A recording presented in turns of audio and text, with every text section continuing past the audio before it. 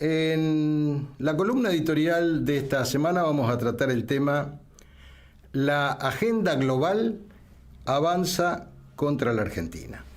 En realidad, si uno fuera, digamos, un poco al análisis de lo que pasa hoy no solamente en Argentina, sino en el mundo, uno tendría que decir que la agenda global avanza contra todos los pueblos del mundo. Pero vamos a referirnos indudablemente a la realidad de nuestro país.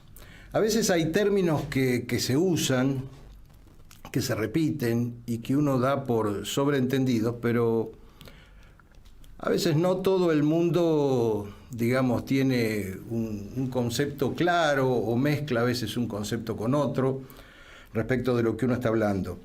Es decir, el globalismo, ya lo hemos repetido, pero nunca está de más, el globalismo es la nueva forma de los imperialismos. Es decir, los antiguos imperialismos, tal como los teníamos conocidos, o sea, el imperialismo yanqui, o en su momento el imperialismo soviético, o bueno, el histórico imperialismo británico, de alguna forma forman parte, a través de algunos de sus personajes, de este globalismo, pero están perimidos. Es decir, el globalismo en realidad es el gobierno de los poderosos, de las corporaciones, que se ubican de alguna manera por sobre las naciones, aún a pesar de sus distintos líderes nacionales, ojo, sean de un signo o sean del otro,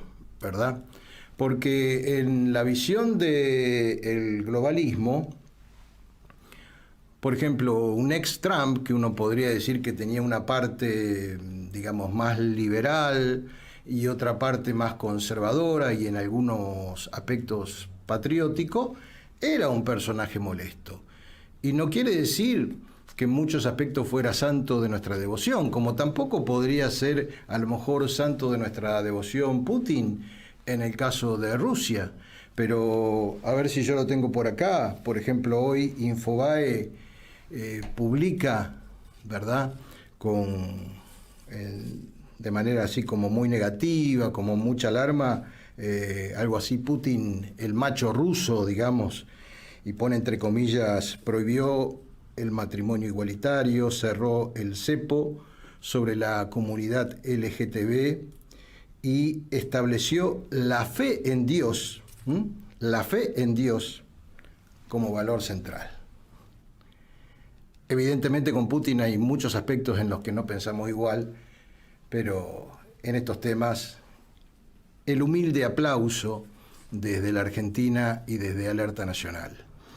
Evidentemente un Putin rompe con esa agenda global en esos aspectos, y no es el mismo caso de Trump, o no sería tampoco el mismo caso de Bolsonaro, o en su momento hasta el caso del presidente de México, para poner distintas facetas ideológicas. Pero son presidentes o son líderes que evidentemente van contra esa agenda global que quiere destruir la familia, que quiere imponernos la identidad de género, que quiere de alguna forma establecer como ley la perversión de una cantidad de minorías, que quiere un mundo basado en el dinero, en la tecnología, en la esclavitud mental y totalmente alejado de Dios, del orden natural, de los valores. Entonces, ese globalismo portador de esa agenda global tiene evidentemente una cabeza más allá de sus diferentes tentáculos, y como bien lo describe un libro que yo recomiendo, El Club Bilderberg, de Daniel Stulin. Bueno, ¿qué es el Club Bilderberg? En síntesis, es la unión estratégica, ¿verdad?, de los 100 principales personajes o grupos corporativos del planeta. Léase el clan Rothschild, el clan Rockefeller, Bill Gates, Soros, que tienen su propia estrategia.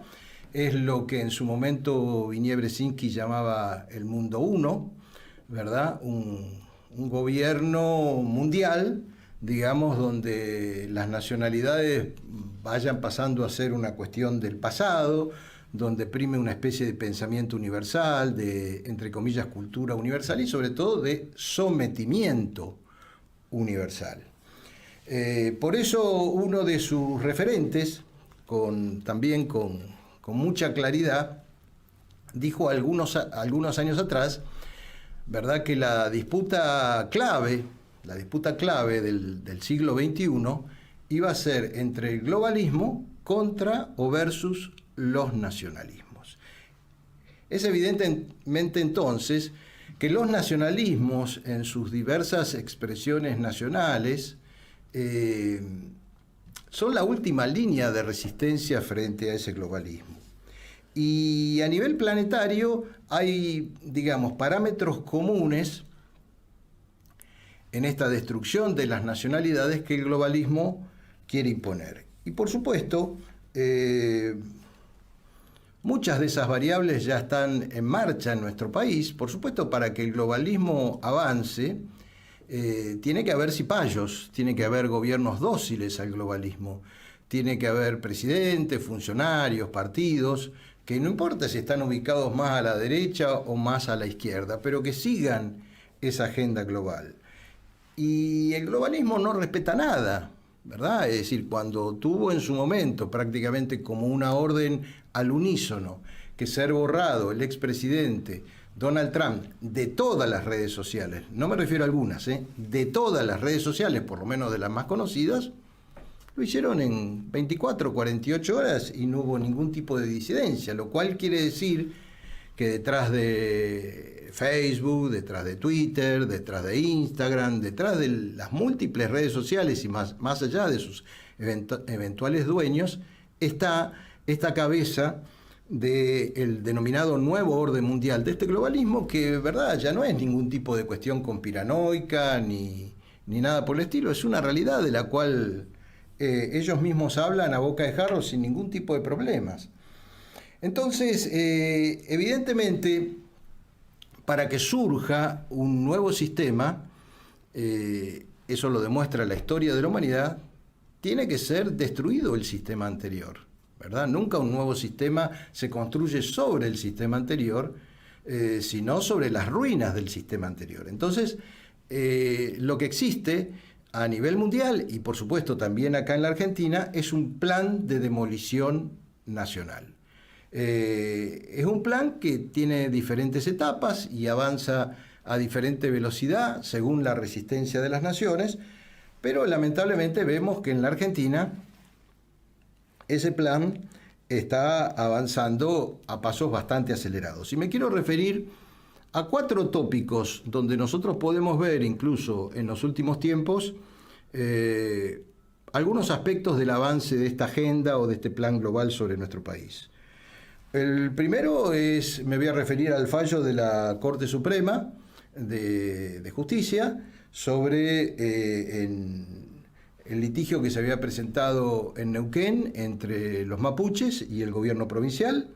Después todo este tema de las vacunas, por supuesto todo lo que tenga que ver con el tema del aborto y ahora sus derivaciones, vamos a ver cuáles son, y por supuesto lo que tiene que ver con la destrucción de los valores familiares, con el orden natural, que vendría a ser todo el tema de la llamada ideología de género.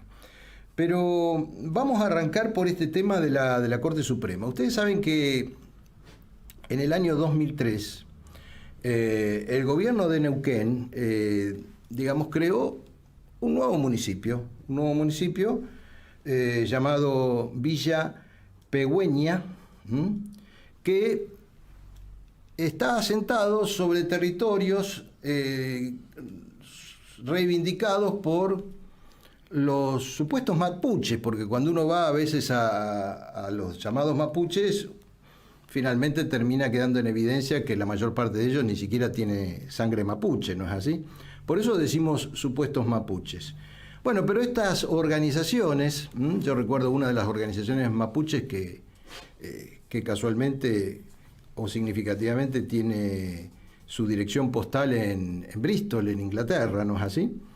Pero bueno, estos supuestos mapuches hicieron un reclamo judicial diciendo que era ilegal, que eso vulneraba sus derechos ancestrales. Entonces a mí me gusta hablar de pueblos aborígenes, no de pueblos originarios, porque de última originarios somos todos, en diferentes etapas, todos somos originarios del país. Ahora, dentro de todas las distintas camadas de los originarios están los pueblos aborígenes, que merecen tanto respeto como el resto, y que hay determinados derechos que yo soy el primero que los suscribo, mientras no afecten la soberanía nacional o la integridad del país. Entonces, ¿qué hizo la Corte Suprema frente a esto? Aparentemente hizo una especie de lavado de manos tipo Poncio Pilatos, pero que vamos a ver que no es tan así. Porque por un lado, lógico, rechazó la demanda de ilegalidad en el sentido de que, bueno, evidentemente un gobierno provincial tiene derecho a la conformación de un nuevo municipio. Pero al mismo tiempo abrió una puerta inédita en la jurisprudencia argentina a favor de ese grupo indigenista.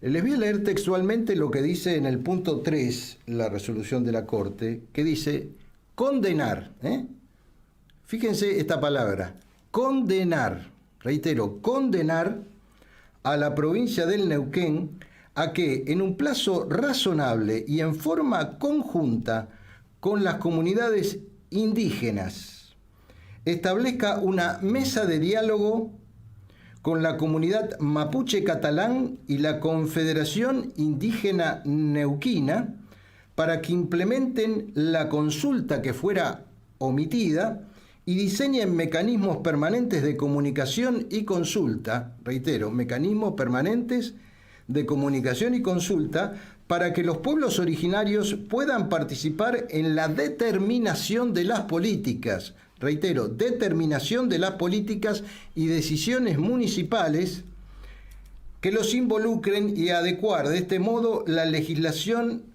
en la materia, la Constitución Nacional y los tratados internacionales. Acá el tema no es la Constitución, sino los tratados internacionales.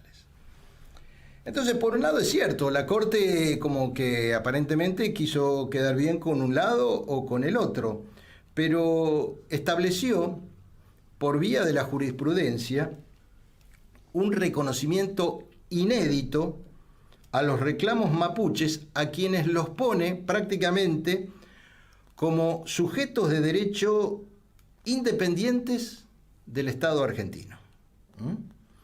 Es la primera jurisprudencia, y esto es lo grave, y acá es donde entra el tema de ir horadando las bases de las naciones, lo que hablábamos de la agenda global, está estableciendo una jurisprudencia que comienza a resquebrajar el histórico concepto de que la nación argentina es una sola, porque ahora, según la Corte Suprema, las provincias tienen que empezar a dialogar con estos grupos indigenistas. Reitero que muchos de sus dirigentes, en este caso ni siquiera tienen sangre mapuche, como si estos grupos no estuvieran de alguna forma regidos, estuvieran por arriba de las leyes argentinas. Y ustedes dirán, ¿en qué nación empezó esta legislación? Porque todas estas cosas a lo mejor a algunos de ustedes les parece, no estarán exagerando, a lo mejor es un municipio, ¿no? Nada que pasa por las resoluciones judiciales o lo que sienta jurisprudencia es una anécdota. ¿Saben qué principio se estableció con esta resolución? El principio de la ideología del Estado plurinacional. ¿Y quién encabeza ese Estado plurinacional? Evo Morales en Bolivia, que ha generado una cantidad de conflictos y desórdenes en el vecino país, que antes era un Estado, pero ahora es un Estado plurinacional, quiere decir, un Estado donde hay muchas naciones, y las naciones operan con un pie de igualdad, ¿no es así? O sea que nosotros tendríamos una nación indígena dentro de la nación argentina, o habría una nación de sangre europea, o habría una nación de otras características. O sea, se querría avanzar hacia una Argentina donde ya no sea un Estado federal donde todos somos argentinos y somos subordinados o somos parte del Estado argentino, sino habría diferentes estados, diferentes naciones. Un principio que también tiene que ver con la ideología comunista, ¿no? Con la ideología comunista de destruir el espíritu de las naciones. Ese mismo canto de sirena de establecer no solamente la lucha de clases, sino enfrentar etnias unas con otras o regiones unas con otras, es también lo que en su momento realizó la revolución bolchevique para diezmar lo que en su tiempo era el imperio zarista. Que no quiero decir que ahí fuera justo, simplemente se utilizó y es típicamente una herramienta dialéctica del marxismo internacional, que creyendo liberarse, el proletariado pasó a ser esclavo de algo todavía mucho peor que fue el comunismo soviético. Entonces, acá evidentemente estos grupos mapuches, algunos de los cuales, reitero, tienen hasta su dirección postal en Inglaterra, sin duda han obtenido un primer gran éxito gracias a nuestra Corte Suprema respecto de este reconocimiento legal. Ahora bien, ellos ya, digamos, tienen como una jurisprudencia que les dicen, no, ustedes de alguna forma son la nación indígena, ustedes son sujetos de derecho. Entonces ahora va a venir, ya van a ver que va a venir el otro reclamo, que es comenzar a, digamos, a ellos establecer cómo debe ser la explotación de los recursos naturales, por supuesto, a pedir expulsiones de las tierras que ellos dicen que les corresponden por derecho, hablando de una supuesta propiedad ancestral sobre la propiedad del resto, que supuestamente seríamos todos nosotros, ¿no es así? Porque están los pueblos originarios y nosotros seríamos algo así como una fuerza de invasión en nuestro propio país. Esto abre las puertas hacia la balcanización de la Argentina. Es extremadamente grave lo que ha dictaminado la Corte Suprema de Justicia. Y por supuesto, esto va a ser el camino perfecto para que esta nación indígena en ciernes empiece a establecer, por ejemplo, pactos o explotaciones, digamos, paralelas o independientes de lo que pueda plantear el Estado argentino, por ejemplo, con potencias como China, como Inglaterra, como Estados Unidos, o sea, puentear al Estado argentino y que comiencen a apropiarse esas potencias, respaldando incluso a las naciones indígenas. Y ojo, que no vaya a haber alguna intervención del gobierno provincial o nacional, porque hasta pueden pedir la intervención digo, a lo mejor exagerando, pero yo creo que la realidad superó cualquier política de ficción, eventualmente hasta, en fin, cuestiones de la ONU, fuerzas internacionales, ¿verdad? Puentear al Estado argentino y que en coordinación con estas potencias comiencen a apropiarse de nuestros recursos agrícolas, ganaderos, mineros, a establecer nuevos pasos fronterizos, establecer el control de rutas, como lo están haciendo. Todos recordamos los incendios que hubo hace pocas semanas en la Patagonia, que no tienen responsables, que se incendiaron propiedades de ciudadanos, de civiles, se atacaron a los centros municipales. No hay que olvidar que en Neuquén, hay una base militar china. Sabemos que el poder chino, o China, por ejemplo, está detrás de ese famoso Estado plurinacional de Evo Morales. Entonces, evidentemente, también vemos que a su vez los propios británicos también, cosa con la cual hasta ahora ningún gobierno se animó a meterse, tienen propiedades estratégicas dentro de nuestra Patagonia, y por supuesto también ahí dentro de la zona de Neuquén también forma parte de eso, está el tema de Vaca Muerta.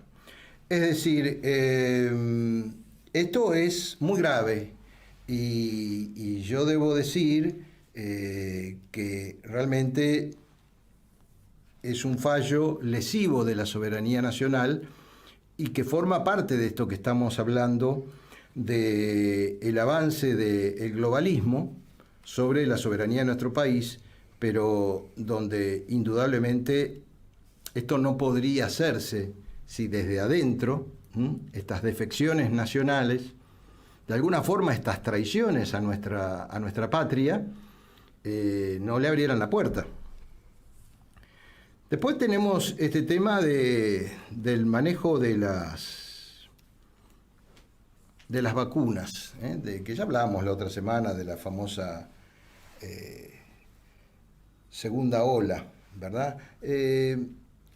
Acá se mezclan, o sea, quiero separar un poco el tema del coronavirus, del COVID-19, de la entidad, digamos, de esta gripe fuerte, virulenta, como ustedes le quieren llamar. Yo no me voy a meter en ese tema.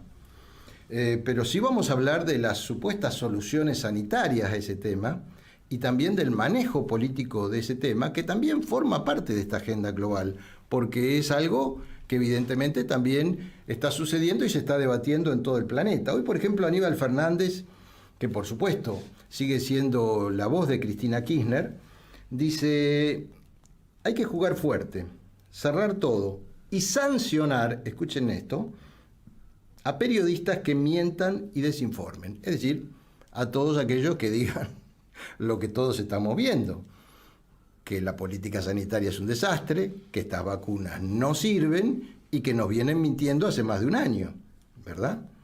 El diario Clarín informaba y salió por todas las agencias una noticia donde decía: China ahora admite que sus vacunas tienen una baja efectividad. Bueno, vos mencionabas el caso de Mauro Viale o de Mauricio Golfar, que el viernes estaba bien en su programa, se vacunó, el sábado se enfermó y el domingo se murió, ¿no? Hay una gran mentira en los medios y lamentablemente debo decir que hay muchas mentiras en los llamados infectólogos, opinólogos y todo eso. Ahora nos vamos a referir a eso, porque, señores, fue por una trombosis, ¿verdad? Dejen de mentir, dejen de mentir. Pero con esto, que además es evidente, porque habría que ver cuánto están pagando estos laboratorios globales que también forman de la agenda global, para que salga después de esto la ministra Bisotti. Hoy dice: Bisotti defendió el uso de la vacuna china. No saben ni siquiera cómo está compuesta, pero ella sale a defender la vacuna china, y negó que el sistema de salud haya colapsado. No es difícil que eventualmente colapse el sistema de salud, porque la verdad que no han hecho nada por el sistema de salud. Cuando uno ve la cantidad de camas de terapia intensiva que hay para la ciudad de Buenos Aires y que hay para la provincia de Buenos Aires, realmente uno dice: ¿en dónde se ha ido la plata? ¿En dónde se han ido las inversiones, verdad? Que no las ha habido en materia de salud. Pero por si algo faltara en el marco de esta crisis de todo orden, y hablando de la crisis sanitaria, es que también esta tarde Bisotti declaró que no sabe, algunos dicen 10 días, cuándo van a venir más vacunas. Ahora bien, ¿cuáles son las 4 vacunas que están en danza, las 4 vacunas globales, reitero, que están en danza en la Argentina? La vacuna rusa, la Sputnik, que se le aplicó con doble dosis el presidente de la Nación y contrajo coronavirus o COVID. La de Oxford o AstraZeneca de los ingleses, ¿verdad?, que ha sido prohibida en la mitad de Europa, también acusada de un montón de anomalías. Una vacuna de la India, que es un derivado de otras vacunas, que no tiene relevancia, digamos, un poco en el escenario más que minoritario, en el escenario sanitario argentino. Y por supuesto la famosa vacuna esta china, Sinopharm. que es precisamente la vacuna que, bueno, fiel a su supuesta ideología comunista, se aplicó Mauro Viale. Estaba leyendo una publicación médica donde se habla de que está considerada la Sinopharm, la vacuna esta china, como la peor del mundo y que tiene 73 efectos colaterales. Supuestamente la mejorcita dentro del desastre es la de Estados Unidos, la Pfizer, pero, ¿verdad? En su visión estratégica, seguramente en una especie de neolucha colonialista, vaya a saber, más allá de que traigan la inglesa, el gobierno no cuenta dentro de su cuadro, dentro de las vacunas que utiliza la Pfizer, que supuestamente dirían que es la más benigna o la más efectiva. Entonces estamos ante esta situación. Ha pasado más de un año desde que comenzaron, ¿verdad? Supuestamente, entre comillas, cerrando la frontera, estableciendo la cuarentena más larga del mundo. Tuvieron todo el tiempo para crear una estructura sanitaria pensando en el otoño y en el invierno del 2021. Evidentemente hay gente enferma, pero también vemos que hay muchas denuncias sobre que están poniéndose casos de coronavirus que en realidad no son coronavirus, que están inflando las cifras, donde vemos que también se mezcla la urgencia sanitaria con esta irresponsable política, ¿verdad?, donde se habían prometido millones de vacunas, porque, a ver, aún siendo estas vacunas, y es mi opinión, ¿no? Si Dios quiere, voy a hacer lo imposible para no vacunarme, porque, francamente, además de estar bien, no confío en estas vacunas, ¿verdad? Pero además de traernos esto, que no quiero que diga como Aníbal Fernández, que dice que hay periodistas o hay sectores que dicen que son venenos. Yo digo que no son efectivas y que tienen efectos colaterales, incluso en algunos aspectos mortales, y es lógico porque la elaboración y la prueba de una vacuna está como mínimo en 3 años o en 5 años, y esto lo han hecho entre gallos y medianoche, ¿verdad? Nosotros somos los cobayos de estas vacunas. Pero además, ni siquiera eso. Es decir, el martes que viene, el próximo martes, la Argentina se queda sin vacunas. Y la ministra de Salud dice que no sabe cuándo van a estar las vacunas. Pero paralelamente están urgidos por volvernos a encerrar a todos. Y yo digo, ¿y para qué? ¿Para qué? Hicieron la cuarentena más larga del mundo, pudieron de alguna forma estructurar el sistema sanitario, pudieron, en fin, tratar de resolver cuestiones básicas, importar una cantidad importante de vacunas y no lo hicieron. Pero además pudieron haber hecho otras cosas. Por ejemplo, ustedes saben, para poner un caso, ¿no?, que uno de los jefes, digo, hablando también del cómo se ve la calidad de nuestros científicos, un rosarino, es uno de los jefes de equipo, ¿verdad?, de la vacuna británica de AstraZeneca. ¿Por qué? Pregunto por qué, si hablamos de un gobierno supuestamente, ¿cómo es? Le llaman popular, nacional y popular. ¿Por qué no se desarrolló en todo este tiempo nuestra propia vacuna? Si la Argentina nuestros científicos argentinos fueron los primeros en el mundo en establecer el genoma completo del SARS-CoV-2 o COVID-19. ¿Por qué? ¿Qué intereses? ¿Qué intereses de laboratorio? ¿Por qué tenemos que estar esperando como si, ¿verdad?, les lloviera maná del cielo, no es así? Mirando tipo ciguana a ver que aterricen los aviones y van los ministros a recibir las vacunas que nos dan nuestros amos del exterior, ¿verdad? Por lo menos si morimos con nuestras vacunas, no con la porquería que nos mandan de afuera, ¿no es así? Evidentemente, la OMS, que forma parte de todo este plan global, la OMS que en este momento está controlada fundamentalmente con China, es la que guarda prudente silencio sobre todo, desde el origen del coronavirus o sobre la ineficacia de estas vacunas.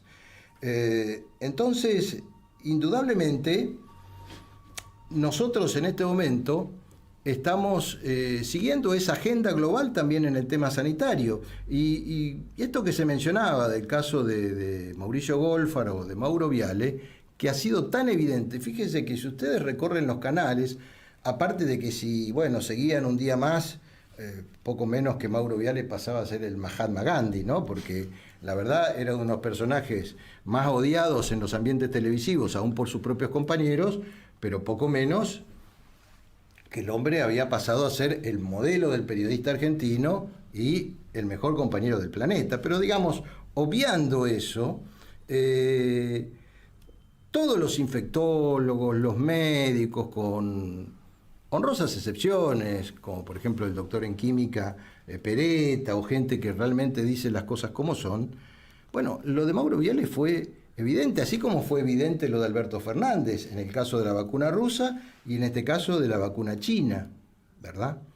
Pero vemos también la manipulación de los medios y la desesperación irresponsable por cuestiones electorales del gobierno y fundamentalmente de la cámpora, de querer encerrar a todo el mundo bajo una especie de terrorismo mediático sanitario, ¿verdad? No han resuelto lo fundamental, pero quieren volvernos a encerrar, quieren volver a hundir o terminar de hundir, cosa que forma también parte de toda esta política global, a la industria argentina, al comercio argentino, ¿verdad? A empobrecer y a someter incluso con limosnas al trabajador argentino, cuando ellos evidentemente no pudieron ni siquiera resolver el tema básico, ¿verdad? Y el periodismo, hablando del periodismo del sistema, porque nosotros también hacemos periodismo, ¿verdad? Nosotros no tenemos ningún problema con el periodismo. Yo hago periodismo, aparte de política, hace 40 años. O sea, en el campo de batalla, pero también me considero una persona que hace periodismo. De hecho, soy director además de esta emisora. O sea, nosotros también trabajamos de esto. No es un tema contra el periodismo, pero hay un periodismo del sistema, de un lado o del otro, que no dice la verdad, que es funcional a la prédica del sistema, ¿verdad? Y uno de ellos será Mauro Viale. Mauro Viale fue el principal propagador de esta mentira de las vacunas, ¿verdad? Y lamentablemente probó de su propia medicina, cosa indudablemente trágica y lamentable, pero formaba parte de esta prédica prácticamente casi de terror sobre la cuestión sanitaria. Y esto se lo digo sobre todo a los jóvenes periodistas. No es ejemplo de nada esa línea periodística. En el caso de Mauro Viale, yo recuerdo, digo porque nuestra disputa ha sido en vida, no es que yo ahora digo se murió, bueno, entonces, por ejemplo, lo critico. No, a ver, venimos con el caso de Mauro Viale con una disputa y un enfrentamiento de años, ¿verdad? Fue un hombre que, habiendo 10 fórmulas presidenciales, dijo en el 2019 al aire, incluso lo pueden buscar en mi Twitter, la filmación, diciendo, bueno, acá del Frente de Biondini, del Frente Patriota, no se habla en el programa, ni siquiera en el canal. Yo no sé, supuestamente el grupo A24 tiene un dueño, pero siempre operó Mauro Viale como si fuera el dueño. Yo fui testigo en su momento, cuando todavía en algún momento me invitaba a Graña a sus programas, en una mesa de debate que después realmente fue muy amable, con Pino Solanas, más allá de las diferencias, con Solano del Partido Obrero, con Gustavo López, ex interventor del Confer y de la Subsecretaría de la Presidencia de la Nación, en su momento de la anterior etapa del kirchnerismo, y con un dirigente de Barrios de Pie. Por supuesto pensábamos distinto, pero me refiero, fue una mesa civilizada. Yo recuerdo estar hablando me acuerdo con un abogado, digamos que simplemente esos diálogos que se establecen a veces cuando uno está esperando previo a la entrada de un canal, y yo veía que estaba cuchicheando Mauro Viale con Pino Solanas, y después me entero que Mauro Viale le estaba diciendo que se negara a participar en una mesa conmigo, que se fuera del programa, etcétera, etcétera. Todos sabemos del maltrato a los compañeros. Por algún motivo, cosa que me parece absurdo, porque él identificaba su forma de pensar, incluso su filiación política como sionista, ¿verdad? Parece que lo sacaba de quicio cuando le decían Goldfarb, ¿verdad? En su momento tuvo un grave enfrentamiento con, para mí, un ejemplo del periodista, el peruano, el querido negro Hugo Herrero Martínez, que le dijo Goldfarb y empezó un diálogo que parecía que, no sé, le hubiera dicho un insulto. Finalmente se levantó Guerrero Martínez del programa, en esos programas que siempre le encantaba a Mauro Viale, sobre todo en una época, echar a los invitados, ¿no es así?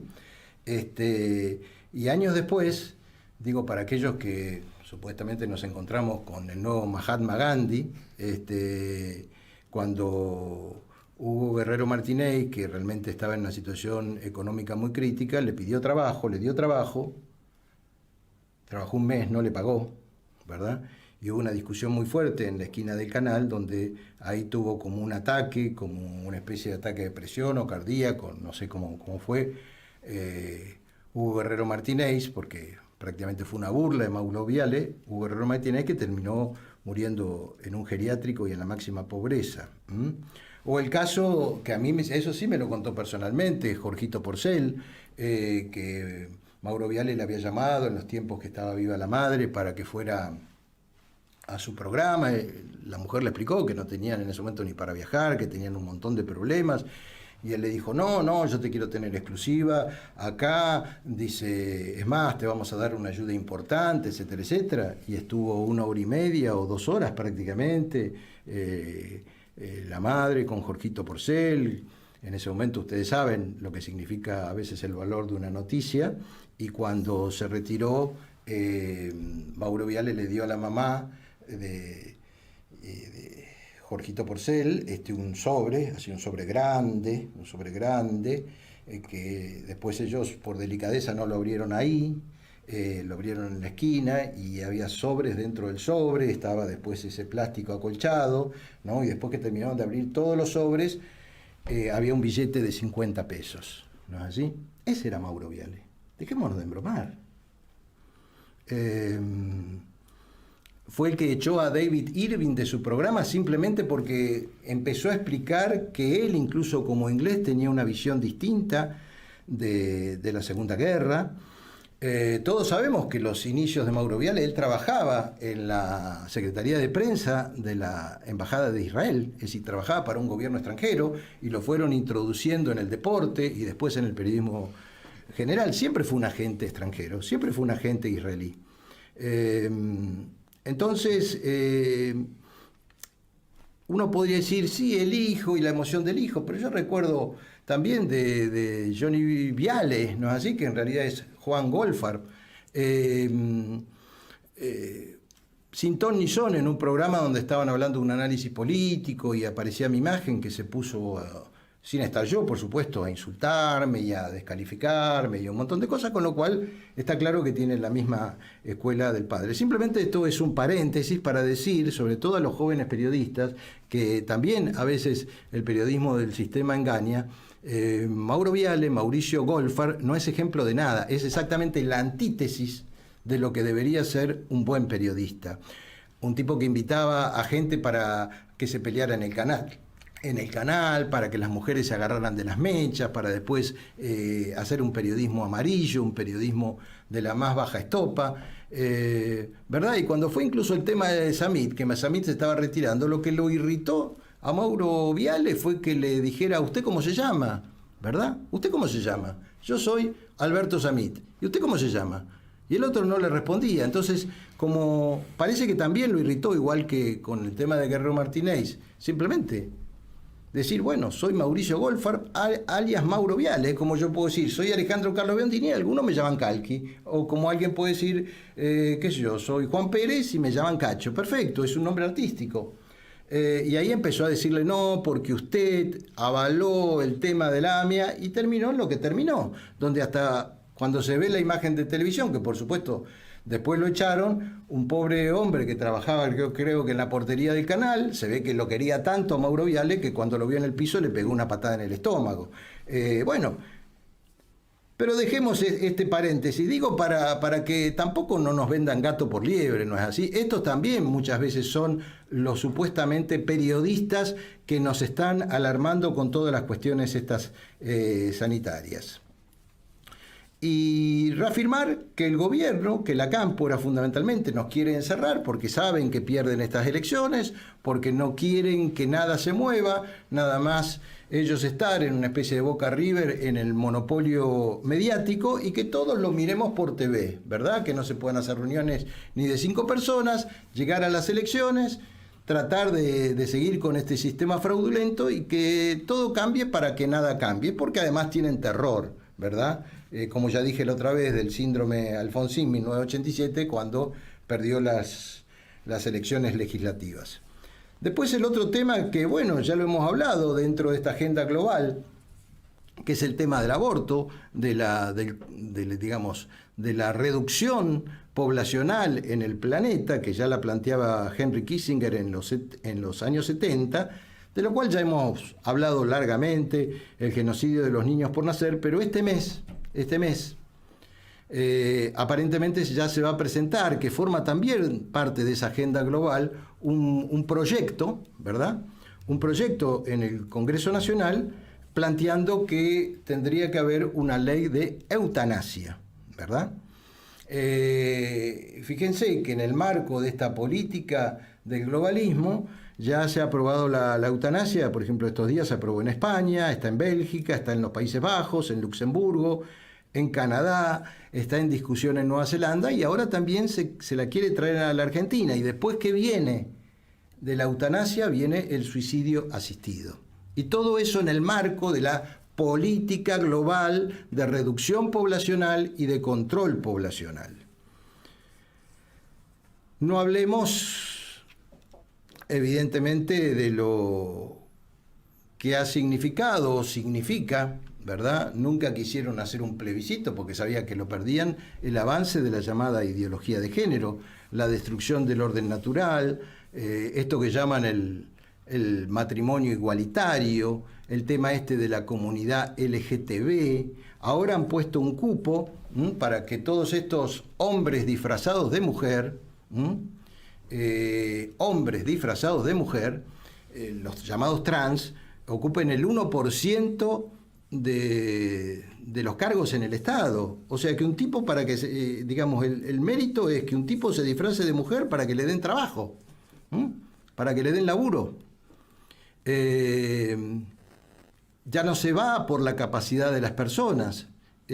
Bueno, esto forma parte también de la agenda global y de la perversión.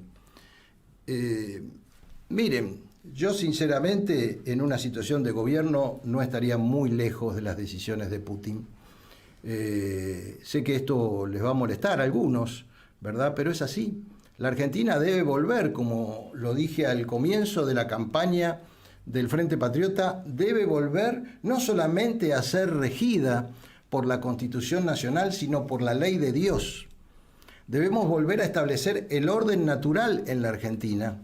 Debemos volver a establecer el matrimonio como realmente debe ser, ¿verdad?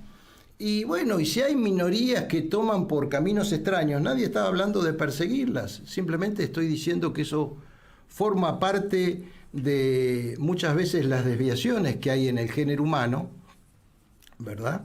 Pero que no pueden imponerse a la identidad de una nación y sobre todo imponerlas sobre las mayorías que se manejan con principios que hacen a la naturaleza, ¿verdad? Que hacen al orden natural. Lo mismo, esto se relaciona, como hablábamos, de que supuestamente grupos indigenistas quieren sobreponerse sobre los gobiernos provinciales y sobre el gobierno nacional. Es decir, acá se está creando una pirámide invertida de valores. Y esta agenda global está avanzando sobre la entidad profunda de nuestro país. Y reitero, hay una última línea de resistencia, que es el patriotismo, que es el nacionalismo. y yo diría que más específicamente es el Frente Patriota. Es la última línea, es prácticamente el último batallón pacífico, civil, pero firme de resistencia en nuestro país. Por eso, a ver, nosotros creemos en la soberanía popular, creemos evidentemente en el camino de la ley. Por eso simplemente reiterar que en estas elecciones del 2021 estemos más encerrados o menos encerrados, por Dios, no votemos más de lo mismo, porque están hundiendo a la Argentina de un lado y del otro, y que no nos venga el macrismo a hablar de qué es la oposición, porque fue Macri el que trajo el matrimonio igualitario, fue Macri el que impulsó la primera intentona sobre el aborto. Son dos caras de la misma moneda. Tenemos que salir de este chiquero. Tenemos que salir de este chiquero. Y únicamente lo vamos a hacer con un cambio de estructuras. En paz y en orden, pero con una revolución nacional, que es el camino que plantea el Frente Patriota para oponerse a esta agenda global. Y en ese sentido, ustedes saben que nosotros hace mucho tiempo que cruzamos el Rubicón. Yo no soy de meterme en internismo, ni en el chusmerío político, ni nada. Lo único que quiero decir que en verdad, de manera pura, sin condicionamientos, sin ser colectora sin depender de tal cosa, sin haber pasado por ningún gobierno, con las manos libres, hoy la representación, la exclusiva representación del nacionalismo argentino, del patriotismo argentino, es precisamente el Frente Patriota. Así que, si queremos detener esta agenda global, pongamos a nuestras mujeres y a nuestros hombres en los consejos deliberantes, en los congresos provinciales y en el Congreso Nacional, y en el 2023 rompamos nuestras cadenas, triunfemos en las elecciones presidenciales y pongamos en marcha una nueva etapa de nuestra amada Argentina. Les agradezco, como siempre, la paciencia por haber, escuchado este editorial. Los invito a que nos acompañen en el resto del programa. Dios con nosotros, viva la patria.